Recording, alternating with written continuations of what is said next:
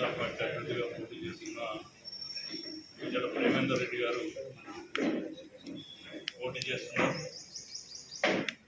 ఈ 27వ తారీఖు ఎన్నికల సందర్భంగా ఈరోజు సూర్యాపేట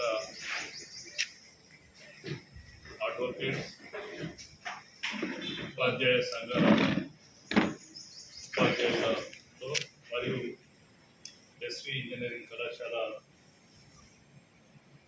టీచింగ్ టీచింగ్ స్టాఫ్తో కలవడం, ప్రచార కార్యక్రమంలో భాగంగా ఇక్కడికి రావడం జరిగింది.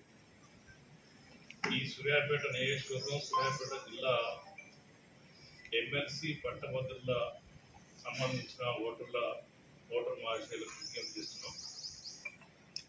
ఈరోజు టీఆర్ఎస్, బీజేపీ, కాంగ్రెస్ పార్టీల అభ్యర్థులను కూర్చున్నట్టయితే ఆ ఇద్దరు అభ్యర్థుల గురించి తెలుసు. తీర్మానం మల్లన్న అంగీలు మార్చినట్టుగా పార్టీలు.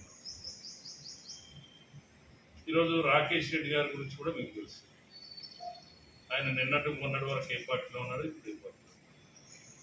40 సంవత్సరాలు నమ్ముకున్న సిద్ధాంతం కోసం విద్యార్థి దశలోనే బీబీపీలో పనిచేయడం, తర్వాత పార్టీ దాదాపు గత 40 సంవత్సరాల నుండి అధికారం ఉన్నా లేకున్నా ఉమ్మడి ఆంధ్రప్రదేశ్లో కానీ తెలంగాణలో కానీ భారతీయ జనతా పార్టీ అధికారంలో రావాలని ఒక నిబద్ధతతో భారతీయ జనతా పార్టీలో పనిచేసిన నాయకుడు రేవంత్ రెడ్డి గారు. మరి తీర్మానం మల్లన్న గురించి మీ అందరికీ తెలుసు. ఎప్పుడు ఏ ప్యాకేజ్ వస్తే ఆ ప్యాకేజ్ పార్టీకి సంబంధించిన ఆ పార్టీల గురించి మాట్లాడడం. ఈరోజు కూడా సోషల్ మీడియాలో వైరల్ అవుతుంది తీర్మానం మల్లన్న నిజస్వరం. అందుకే ఈరోజు ప్రేమేందర్ రెడ్డి గారిని రేపు జరగబోయే 27వ తారీఖు జరిగే ఎన్నికల్లో విజయవంతులైన ఎమ్మెల్సీ ఓటర్లకు విజ్ఞప్తి చేస్తున్నాం. సూర్యాపేట నియోజకవర్గ ఓటర్ మహాశయులకు భారతీయ జనతా పార్టీ అభ్యర్థి ప్రేమేందర్ రెడ్డి గారి గుర్తు మొదటి క్రమ సంఖ్యలో ఉంది. ప్రాధాన్యత ఓటు కూడా 1 వేయాలని విజ్ఞప్తి చేస్తుంది. ఇప్పుడు వరంగల్, ఖమ్మం, నల్గొండ పట్టభద్రుల నియోజకవర్గం నుంచి భారతీయ జనతా పార్టీ అభ్యర్థిగా పోటీ చేస్తున్నాను.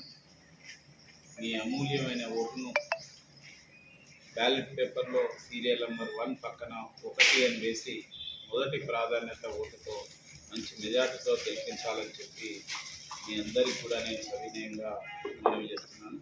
ఎన్నిక 27వ తేదీ ఉదయం 8 గంటల నుంచి 4 గంటల వరకు పోలింగ్ జరుగుతుంది. తప్పక మీరందరూ ఓటు వినియోగించుకోవాలని మీ అందరికీ కూడా నేను సవినయంగా విజ్ఞప్తిస్తున్నాను. అదేవిధంగా అసలు ఈ ఎన్నిక ఎందుకు వచ్చింది? ఇది ఉప ఎన్నిక. అంటే ఒక వ్యక్తి యొక్క రాజకీయ స్వార్థం కోసం ఈ ఎన్నిక వచ్చింది. ఎంతో మరి అమూల్యమైన యొక్క పట్టభద్రులు ఈ మొత్తం మన యొక్క ఈ 5 పార్లమెంట్లో కలిపి సుమారు 1 కోటి మంది సాధారణ ఓటర్స్ ఉంటారు. కానీ పట్టభద్రులు 4,63,000 మంది. ఇంతటి ప్రాధాన్యత కలిగిన నిరుద్యోగి నుంచి ఐఏఎస్, ఐపీఎస్ ఆఫీసర్స్ కూడా ఓటర్స్ ఉంటారు.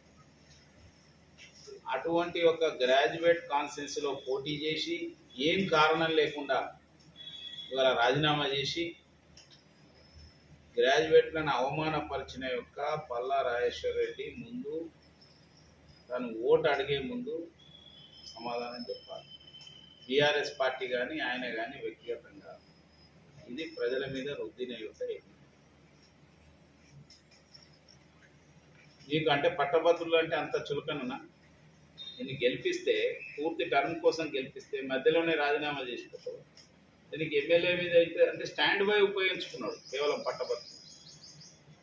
కాబట్టి పట్టభద్రులారా ఇటువంటి వ్యక్తులకు శక్తులకు తగిన సమాధానం చెప్పాలని చెప్పి నేను విజ్ఞప్తి చేస్తాను.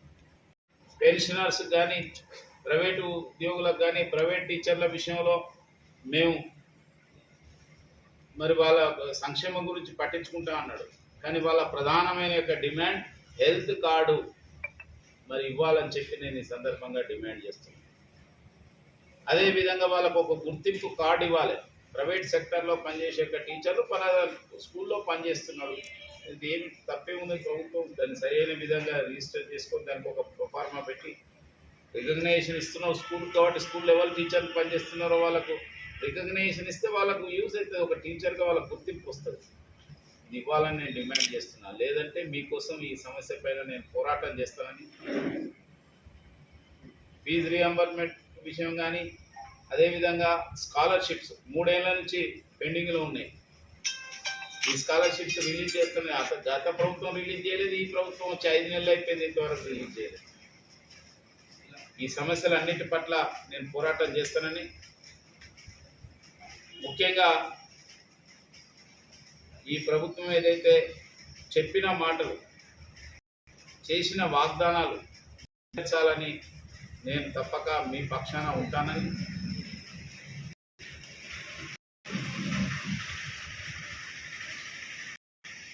ప్రభుత్వం నుంచి నిలబడే ఒక అభ్యర్థి గెలిచినా ఓడినా ఒకటే, ఎందుకంటే గుంపులో గోవింద. అధికార పార్టీ అభ్యర్థి గెలిచినా ఓడినా ఇప్పుడున్న రాష్ట్ర ప్రభుత్వానికి వచ్చే ఇబ్బంది లేదు.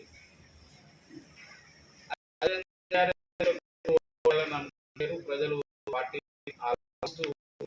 వాళ్ళు దాన్ని తిరస్కరించిన ఇవాళ పరిస్థితి.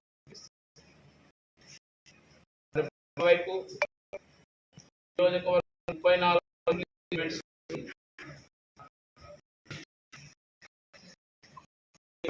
34